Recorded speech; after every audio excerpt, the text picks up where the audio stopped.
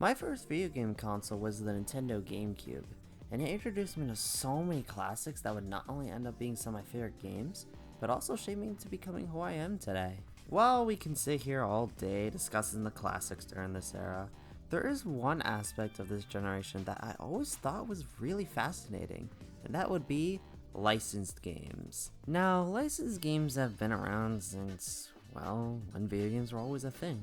But starting with the 6th generation, this was when licensed games really started to become more common. You really couldn't escape them. They were everywhere in the 2000s. However, the quality of these games was always a mixed bag, at least compared to bigger AAA games.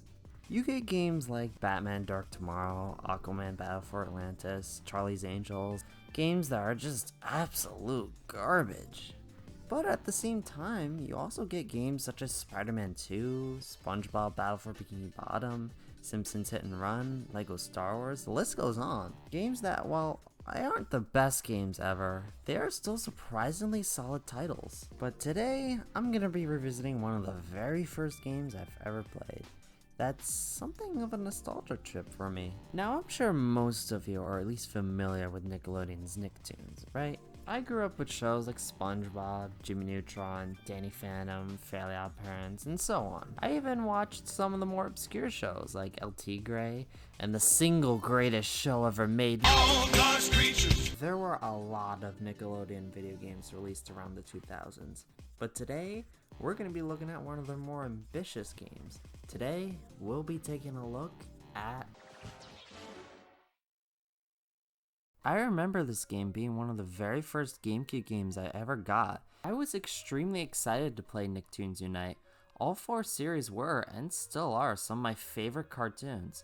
And crossovers in general have always been a fun way to see different characters you would never expect meet each other. Now, this wasn't the first crossover to feature different Nicktoons together. There was the Jimmy Timmy Power Hour special, and there were also several other games like Nicktoons Racing and Nicktoons Freeze Frame Frenzy that featured different Nicktoons. But Nicktoons Unite was the first game to have these characters meet on a much grander scale. Developed by Blue Tongue Entertainment and published by THQ, Nicktoons Unite was released in 2005 and came out for the GameCube, PS2, and Game Boy Advance. In 2006, there would also be a Nintendo DS version released, which would also be the same time the UK would get Unite, though over there it's known as SpongeBob and Friends Unite. The game received very mixed reviews when it came out, and nowadays it's not looked at as being very good. But is it really that bad? Well, let's find out. Now for today's review, we'll be sticking to the console versions. We'll save the handheld versions maybe for another time, since I don't really have a way to record DS games at the moment, and the GBA version, he's not today. I will also be playing and showcasing gameplay from the PS2 version, but aside from one thing, both console versions are the exact same game. I would do the GameCube version if I could, since that's the version I grew up with, but before recording gameplay, the disc kinda broke, so we'll just be sticking to the PS2 version. So let's start with the story. Jimmy Neutron has been working on a machine that travels to other worlds, called the Universe Portal Machine. However, Professor Calaminus steals his design and brings together 3 other Nicktoon villains from other worlds. The villains being Crocker, Plankton, and Vlad Plasmius. Together, the 4 villains form the Syndicate, and their plan is to, well, take over the entire universe. Jimmy then brings together 3 other Nicktoon characters to form his own team, those being Spongebob, Danny Phantom, and Timmy Turner. Together, the 4 Nicktoons must stop the Syndicate from using the Doomsday device and save their worlds. And yeah, that's kinda it. It's a very basic story, basically just bad guys are bad, go stop them. However, what really makes this story enjoyable are the character interactions. The writers of this game have clearly seen how each character from each show acts, and it provides some really fun interactions between the main 4 characters. Like, I love the fact that Jimmy is fascinated with Fenton technology, and I love that SpongeBob is afraid of the ghosts in the Ghost Zone. It's really great stuff. It also helps that all 4 of the Nicktoons featured in the game have their original voice actors. Even the side characters you meet and the villains have their original voice actors back. With the story we have and the original voice actors coming back, this really feels like a special Nickelodeon would air. Something akin to the Power Hour trilogy. So yeah, it's all great stuff in terms of story and character interactions. But wow, ew, these cutscenes do not look good. While most character models look passable, even though some of them could look a lot better considering we had other Nickelodeon games that had much better character models, the animations are just downright atrocious. Every character moves very awkwardly and they repeat the same animation multiple times for each character. I also don't think the environments look all that great. They aren't inherently bad, but man, look at all the color that has been drained out of each world.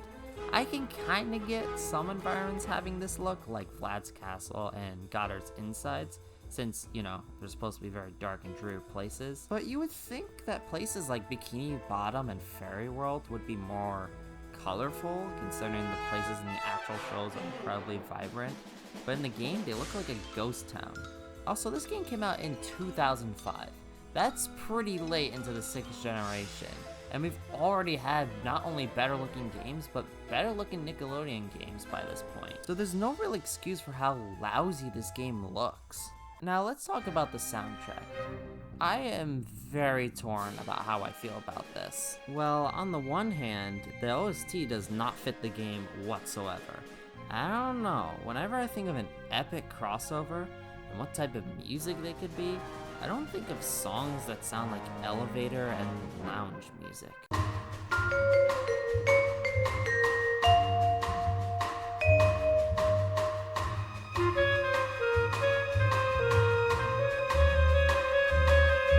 But honestly, on their own, they are a great listen, and some of the music pieces honestly sound pretty beautiful.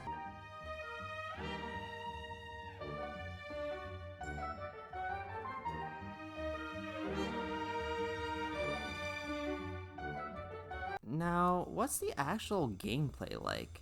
Well, the best I can describe it is kind of like an X-Men Legends, Shrek 2, and Marvel Ultimate Alliance type of game. Games where you control 4 different characters at once and are beat-em-up games, with a few puzzles sprinkled here and there. The controls are decent enough, and I do like how each character feels different from each other, and they don't feel like they're copy-pasted. Jimmy and Timmy are your long-ranged characters, and you also have Spongebob and Danny as your close combat characters. I'd say I'd prefer using Timmy the best of the 4. Though all 4 characters have their own strengths in certain areas, more than others. You have 2 bars near the bottom of the screen. The yellow bar is your health, which is pretty easy to replenish. And although the AI can get knocked out, it doesn't happen too often, and the game is loaded with these green portals called recalls, which basically act as your lives. Purple bar displayed at the bottom is how much power you have, which drains when you use a character's special ability. During the game, you'll come across these capsules that look straight out of Mega Man X, which contain special abilities each character can utilize. While some of the abilities are cool, most of them are incredibly situational and some of them are just annoying to use. The game also features an upgrade system where, if you see Goddard in any of the levels, you can go to him and with the coins you collect, you can upgrade a character's ability. Most upgrades basically amount to being able to charge up your weapon or reduce power cost. The upgrade system is pretty basic and it's not very in-depth, but I mean for what we have for the upgrade system, it's not too bad. Not counting the boss stages or Jimmy's lab, which is basically your hub world, there's a total of 9 levels in the entire game. While that's not a lot, each level takes about 10 to 20 minutes to finish. Most stages were pretty alright though, but the enemies you encounter in each stage are just weird. Like, okay, I get the ghosts, that makes sense. But then you get these goblin looking dudes and these teleporting cyborgs, and I don't know. I feel this game should have used more enemies from the actual shows rather than these weird enemies that don't really look like they fit. Like, why not add the anti-fairies, or the Twonkies, or heck, even Plankton's cousins? I think that would have made the level stand out more and would have felt like we were actually in the worlds of Nicktoons. In each level, there would also be a time where you have to find a certain number of things. Usually, it's a small number of enemies, though in some cases it could also be collectibles/people you need to find. These sections are fine though, and it isn't too hard to find any of the required things. The bosses though are pretty mixed bag. Vlad, Walker, and Plankton are fun fights, but fights like the Fleabot and especially the Crocker fight are either annoying or they take way too long to finish. My favorite fight in the game would probably have to be the entire syndicate at the end. It's a decent enough challenge, and it's a pretty climactic way to end the game. So overall, the gameplay is fine. Not amazing, but it's completely functional. But there is one major problem that I do have. It's so slow. The pacing of the game is way too slow. All the characters are incredibly slow. The levels, especially the later ones, take an extremely long time to finish. And when you save your game, it takes forever. It really drags the game down a lot. And playing single player with how slow this game is can get tiring very fast. If you are gonna play this game, please play in co-op. It makes the experience a whole lot better, and while it's slow, at least with the person it's a little bit more bearable. Though if you are gonna play the PS2 version with more than 2 people, you will need the multi-tap. On that note though, the PS2 version has something that the Gamecube version does not, and that's the cross-save feature. If you have save files from other Nickelodeon games, that being Barnyard, Lights, Camera, Pants, and Tap the Great Juju Challenge, you can get bonuses from those games and unlock special features for those respective games too. I unfortunately can't show these bonuses off since I don't own any of the other games on PS2, but it is pretty neat for what it is. What I can't help but wonder though, why is this feature not in the GameCube versions of these games? I can get why it wasn't on Xbox since not all of them came out on Xbox, but on the GameCube all of them came out, so what's the issue there? So, what's my overall thoughts on the game? Is it an underrated gem that was misunderstood? Or is it a game that is looked down upon for a reason? Or is it just plain mediocre? Truth be told, when I was going to revisit this game, I had very low expectations going into this. But it honestly wasn't all that bad. Is it a great game? No, not at all. But it had stuff I really enjoyed about it. I think the story is great, the core gameplay is okay, each character controls well enough, and if you have friends, it is a fun enough time. However, the presentation leaves a lot to be desired, the abilities are underwhelming at best, the soundtrack, while nice, doesn't fit the game whatsoever, and the game can drag for so long, especially when playing by yourself. So with all these positives and negatives, it's overall a fine game. It's nothing bad, but it's not something I would recommend to a casual crowd. I can only recommend this game for either a really big Nicktoons fan or someone who has other people to play co-op with. By yourself, it's just not worth it.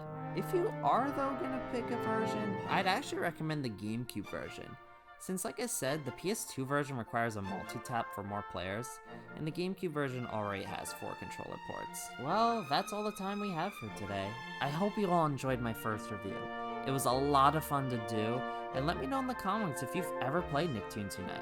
I'd love to hear your thoughts on it. But yeah, have an amazing day everyone, and see you all next time.